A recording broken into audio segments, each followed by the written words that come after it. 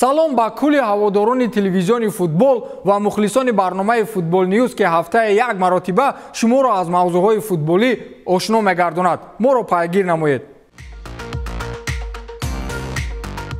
ҳамлавари 16-солаи португалии Спортинг Родриго Рибейро ки дар дақиқаи 89-уми бозии ҷавобии даври якашфиналии Лигаи Чемпионҳо бо Манчестер Сити дар варзишгоҳи Иттиҳоди Англия ба майдон омада буд, номи худро дар таърихи ин мусобиқот сабт кард. Хабар медиҳад гол. Чӣ тавре сарчашма мерасонад, Рибейро ҷавонтарин бозингаре гардид ки дар марҳилаи плей-оффи ин мусобиқот вориди майдон шудааст. Дар синни 16-солагиву 315 рӯзагӣ португалӣ ҷавонтарин бозингаре гардид ки дар даври плей-оффи Лигаи Чемпионҳо ба майдон омадааст ва аввалин нафаре ки то ӯ ин амалро анҷом додааст аллакай 17 сола шуд. Бо вуҷуди ин бояд қайд намуд ки Родриго ҷавонтарин бозингар дар Лигаи Чемпионҳо нест. Юсуфа Мукоко дар марҳилаи гурӯҳӣ дар сафи Боруссияи Дортмунд соли 2020 дар синни 16-солагӣ ва 18 рӯзагӣ бори нахуст вориди майдон шуда буд. Дар мавсими ҷорӣ Родриго Рибейро танҳо дар 10 бозӣ дар сафи Спортинг баромад намуда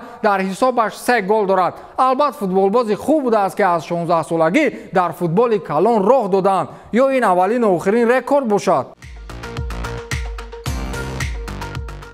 бошгоҳи Челси ҳоло ҳам ба қавле миёни обу оташ қарор дорад ва асои мулки навбатии он то ҳол дақиқан дараке нест. Нест аз миёни тоҷикон ақаллан даҳон занад.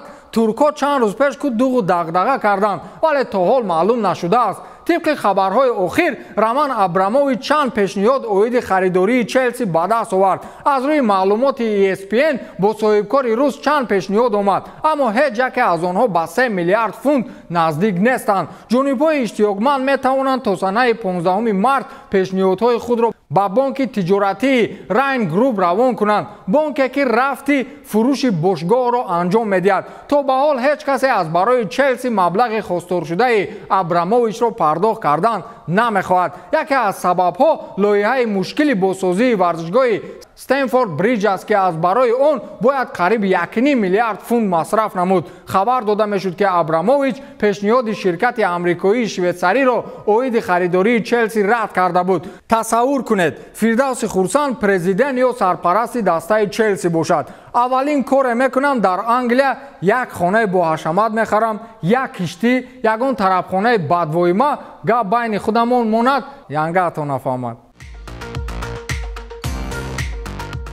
ماوریسیو پاچتینو در مورد کار داوران در بازی لیگ چمپیونها رئال بین PSG اظهار ناراضگی کرد. در دقیقه 61 کریم بنزما با دروازه‌بان PSG جانلویجی داناروما نزد دروازه فشار آورد و او را مجبور کرد که او توپ را با وینیسیوس روان کند. بازیگر برزیلی با همین توپ را با بنزما ارسال کرد و کریم توپ را وارد دروازه خالی روان نمود و حساب را برابر کرد. داور دانی ماکلی بران بود که بنزما در این حالت قاعده بازی را ویران نکرد و گل را به حساب گرفت. چی شرمندگی نسبت داناروما قاعده ویران شد. در مورد چنین اشتباهی دغل خاموش ماندن غیر امکان است. غیر امکان است که چنین حالت در سال 2022 به میان آید. اظهار نمود مربی پاریژیا آدم که باید داد بعد هر چی گفتن میگیرد. شما میدانید نان جوین با کدام نمودی آدم ها بهانه است.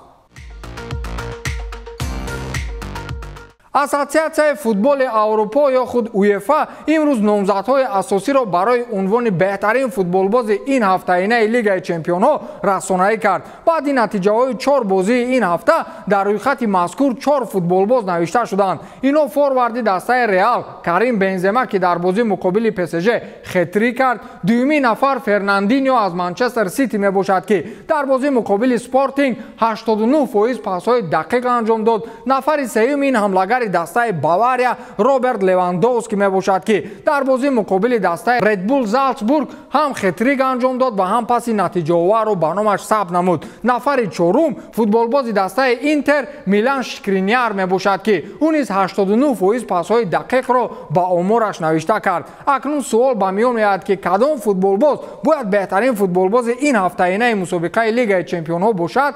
اندیشه من پورا برتریت را با فوتبالباز فرانسوی دسته رئال Карим Бензема медиҳад. Албатта Левандовски ҳам хетрик кард, вале бе голҳои ӯ ҳам Бавария метавонист ки Редбулро гузарад, вале тақдири Реал дар нуги Сузан буд ки Бензема онро наҷот дод. Туби тиллоиро ку ба ӯ намедиҳед, ақаллан унвони беҳтарин футболбози ҳафтаро диҳедаш охир. боз нагӯяд ки имрӯз фақат Бенземаро таърифу тавсиф дорем. Гуфти он гапҳо мардака имрӯз рӯзаш аст. меарзад ки дар борааш зиёдтар ҳарф занем. хетри ки анҷом додааш бар муқобили то дирӯз фаворити асосии Лигаи Чемпионҳои ин мавсим чандин омору нишондодҳоро тағйир дод. Дар баробари тағйир ёфтани рӯйхати нишонзанҳои таърихи бошгоҳи шоҳона чӣ дар Лигаи Чемпионҳо ва чӣ дар умум, ҳамчунин рӯйхати нишонзанҳои беҳтарини футболбозони таърихи Фаронса низ тағйир ёфт. Карим Бензема дар рӯйхати футболбозони фаронсавӣ ҳам акнун дар ҷои аввал қарор дорад. Акнун дар ҳисоби Карим Бензема чӣ дар бозиҳои бошгоҳӣ ва чӣ дар мунтахаб ҷамъуҷамъ 411 гол аст ки бо ин ӯ нишондоди таърихии футболбози собиқи фаронсавӣ Терри Анриро такрор намуд. ҳарду 411 голӣ доранд ва фарқ танҳо ин аст ки Анри дигар барои зиёд кардани ин омор шонс надорад ва Бензема метавонад ҳоло ин рақамро зиёдтар намояд. ҳоло баҳсҳо доир ба оне ки дар голи аввали Реал аз ҷониби Карим Бензема нисбати дарвозабон Ҷанлуиҷи Донарума қоидавайронкунӣ буд ё набуд, дар шабакаҳои маҷозӣ миёни мардум хеле зиёд аст. маро чизи дигар ҳайрон мекунад. чаро ҳар вақте Реал дар Лигаи Чемпионҳо дастаеро шикаст бидиҳад, нисбати кори доварон ба қавле претензия пайдо мешавад?